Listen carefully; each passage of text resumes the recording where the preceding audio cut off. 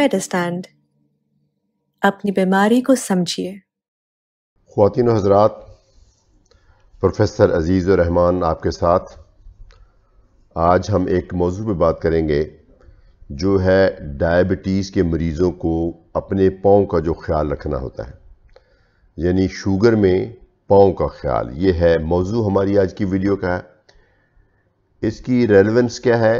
इस तरह से है कि जो पाँव है ये अनफॉर्चुनेटली काफ़ी बुरे तरीके से अफेक्ट हो सकते हैं शुगर में। चूँकि जो हमारी बॉडी है इसको दो चीज़ें हैं जो दिमाग से और दिल से आगे कंट्रोल करती हैं। जहाँ तक नर्व्स का ताल्लुक है, जो नर्व फाइबर्स हैं जो दिमाग से स्पाइनल कॉर्ड से चलते हैं, वो पूरी बॉडी को सप्लाई करते हैं, वो भी पाँव तक पहुँचते हैं। और वो पाँव की जो नर्व्स के फाइबर्स हैं वो दिमाग से दूर तरीन है। इसलिए जब नर्व्स अफेक्ट होती हैं डायबिटीज़ में तो वो सबसे पहले दूर तरीन हिस्सा अफेक्ट होता है। तो इसलिए पाँव की अहमियत बन गई। जो खून की नालियाँ हैं वो भी दिल से जो अराइज होती हैं, कुछ दिल को जाती हैं, कुछ दिमाग को जाती हैं, लंग्स को, फेफड़ों को, सब कुछ जाती हैं। लेकिन जो ऐसे पेट में से गुजर के, टांगों में से गुजर के पाँव तक जाती हैं वो सबसे लंबी हैं। जो लोग नहरी निज़ाम को जानते हैं या जो इरिगेशन सिस्टम है, तो उसमें ये बात बड़ी लोगों को मालूम है कि पानी का जब प्रेशर कम हो जाए या जो नहरी निज़ाम में तंगी आ जाए, भल पड़ जाए, तो जो सबसे आखिर वाला हिस्सा होता है सबसे पहले वो अफेक्ट होता है। तो खून की नालियाँ अफेक्ट हो जाए तो भी सबसे पहले पाँव अफेक्ट होते हैं। तीसरी बात यह है कि पाँव हमारे ज़मीन को टच करते हैं। अगरचे मोस्टली तो हम जूते पहन के रखते हैं, लेकिन कई लोग हैं हमारे माशरे में, हमारे भाई हैं जिनको नंगे पाँव काम करना पड़ता है, जो मज़दूर हैं, जो काश्तकार हैं, नहरों में काम करते हैं, खेतों में काम करते हैं, कानों में काम करते हैं, उनको कईयों को नंगे पाँव करना पड़ता है। तो इसलिए वो एकदम बाहर की दुनिया, जहाँ के गंदगी भी हो सकती है, कंकर भी हो सकते हैं, मिट्टी भी हो सकती है, और चीज़ें भी हो सकती हैं जो पाँव को लगती हैं। तो इसलिए जो शुगर के मरीज़ हैं ना, पाँव में वो 3 तरह के मसाइल में मुब्तला होने का रिस्क होता है, जो तीनों चीज़ें मैंने बताई हैं।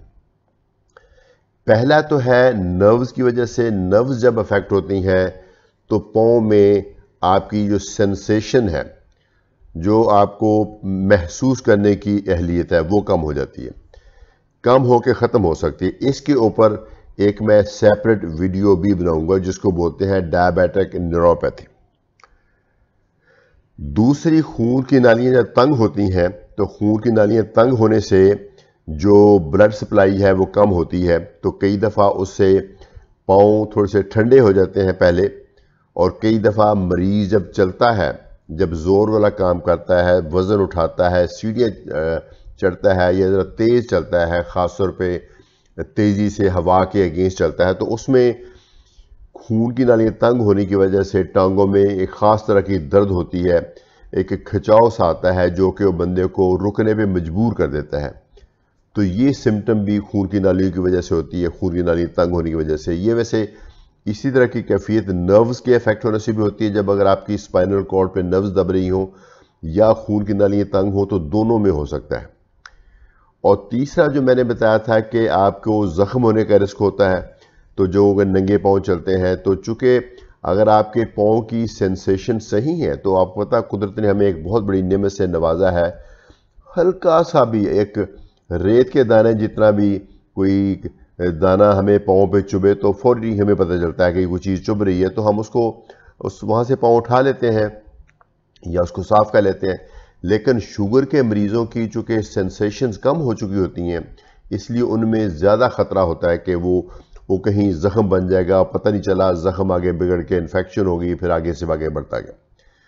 तो ये 3 अवामल हैं, नर्व्स का सुन्न होना, खून की नालियों का तंग होना और उसकी वजह से ज़ख्म होना। तो इसकी वजह से अनफॉर्चुनेटली एक कंडीशन डेवलप हो सकती है जिसको हम बोलते हैं डायबिटिक फुट, या उससे पहले की स्टेज डायबिटिक फुट अल्सर। या फिर उससे की आगे वाली स्टेज जिसको कहते हैं गैंग्रीन।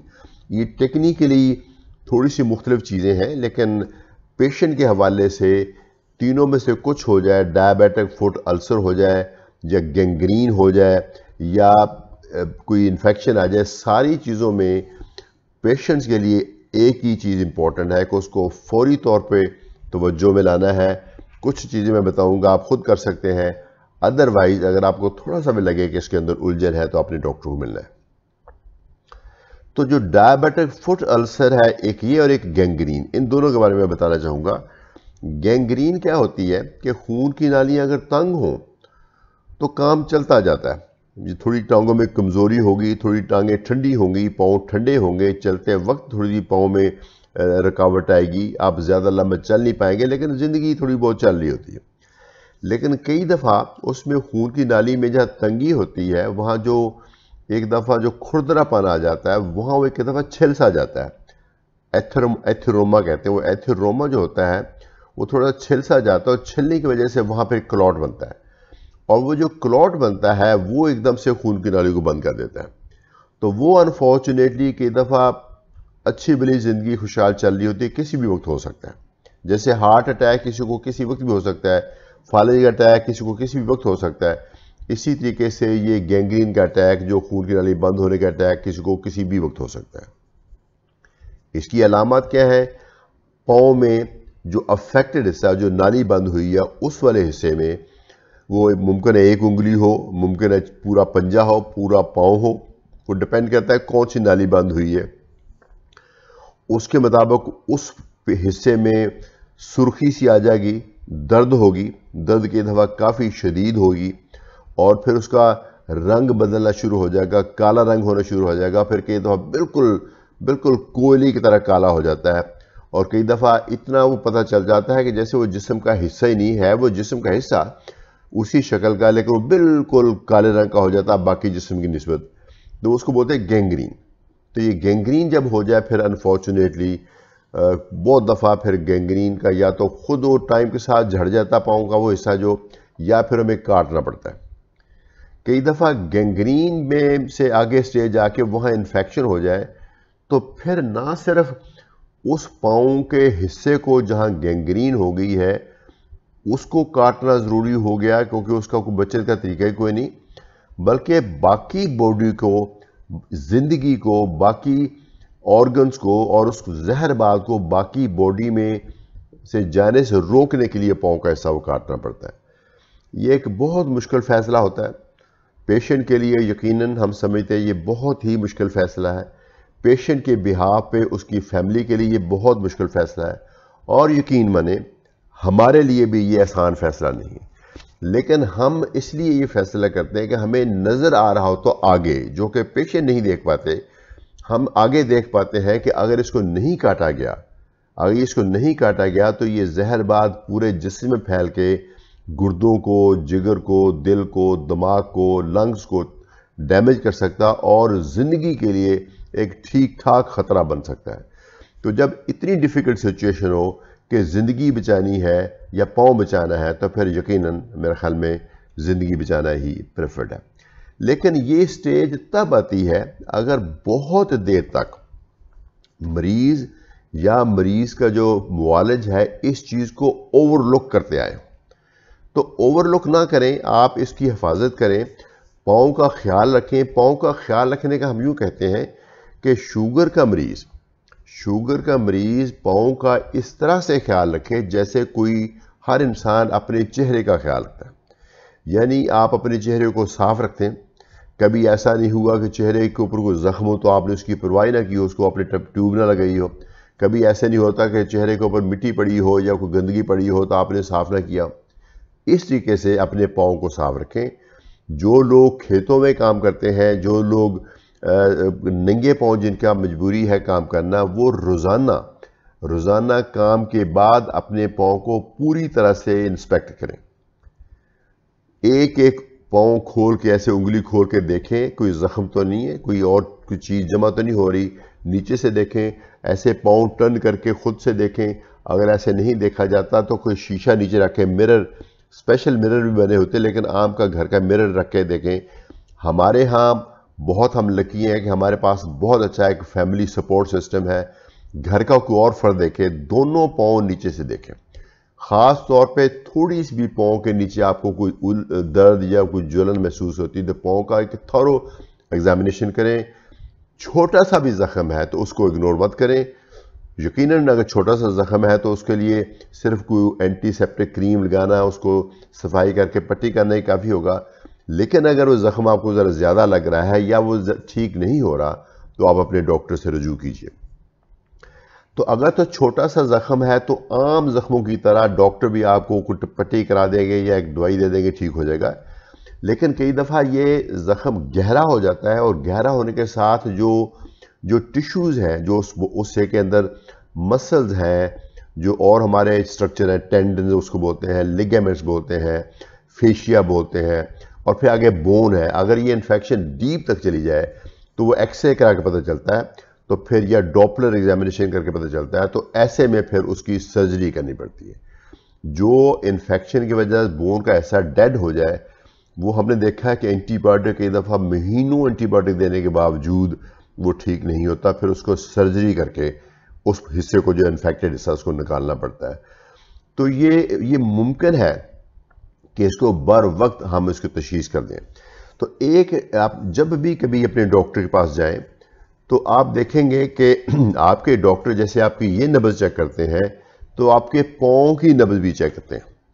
अगर आपका डॉक्टर आपके पाँव की नब्ज़ नहीं चेक करता, आप अगर डायबिटिक है, तो आप प्लीज़ अपनी रिक्वेस्ट करें कि डॉक्टर साहब मेरी पाँव की नब्ज़ भी चेक करें। आप खुद भी सीख सकते हैं। पाँव की नब्ज़ भी उसी तरीके से होती है जैसे ये नब्ज़ है। दोनों नब्ज़ें पाँव की जो नीचे है गिट्टे के पीछे, वो खूब चलनी चाहिए। वो आमतौर पर बल्कि हाथ की नब्ज़ से भी ज़्यादा महसूस होती हैं। तो अगर वो कमज़ोर हो जाए तो इसका मतलब खून की नालियाँ तंग हैं। इस चीज़ को डिटेक्ट करने के कई टेस्ट भी हैं। मसलन एक टेस्ट है जो ब्लड प्रेशर लेने का एक स्पेशल तरीका है, ABI कहते हैं उसको, एंकल ब्रेकियल इंडेक्स। वो टेस्ट करके पता चल सकता है कि आपकी नालियाँ तंग हैं। एक टेस्ट है डॉपलर, जहाँ से भी ये अल्ट्रासाउंड होता है। ये अल्ट्रासाउंड स्पेशलिस्ट सारे एक स्पेशल दोबारा वो प्रोब लगा के टेस्ट कर लेते हैं, तो वो भी कराया जा सकता है। डॉपलर टेस्ट करा के देखा जा सकता है कि नालियाँ तंग हैं कि नहीं तंग हैं। सो अगर पाँव की नालियाँ तंग है तो फिर ख़ास तौर पे आपको इन सारी परहेज़ों का करना है। बुनियादी असूल तो प्रिवेंशन है। पाँव में जितने भी मैंने कॉम्प्लिकेशन बताए, पाँव का सोन होना, पाँव में ज़ख्म हो जाना, पाँव में गैंग्रीन होना, ये सारी चीज़ें प्रिवेंटेबल हैं। पाँव का ख्याल करना है ऐसे जैसे अपने चेहरे का करते हैं, साफ़ रखना है। और मेरे ख्याल में दिन में एक मरतबा उसको ल्यूक वार्म, ये नीम गर्म पानी से, ये आम पानी से भी धो के तो उसको ड्राई कर लें। मेरे ख्याल में रात को सोते वक्त, नमाज के वक्त अगर आप करते भी हैं तो, लेकिन मेरे ख्याल में नमाज के वक्त आपका चूँकि गीले गीले पाँव से नमाज पढ़ लेते हैं तो कई दफ़ा मॉइस्चर अंदर रह जाता है, तो उसके अंदर कई दफ़ा फंगस ग्रो कर जाती है। तो दिन में एक दफ़ा आप पाँव धोने के बाद सॉफ्ट टिश्यू के साथ, ये इवन सॉफ्ट क्लॉथ के साथ, उसको अच्छी तरह से ऐसे एक उंगली ड्राई कर लें ताकि एक दिन का मामला तय हो जाए, वो इन्फेक्शन या जो भी मॉइस्चर है, जो फंगस है, वो आगे ना चले। और शुगर का कंट्रोल बेहतरीन करें। वॉक करना पाँव के लिए बेहतरीन प्रिवेंशन है। अगर आप वॉक करते हैं तो खून की नालियाँ खुलती हैं, ख़ास तौर पे पाँव की नालियाँ खुलती हैं, तो पाँव की कॉम्प्लिकेशन से बचा जा सकता है।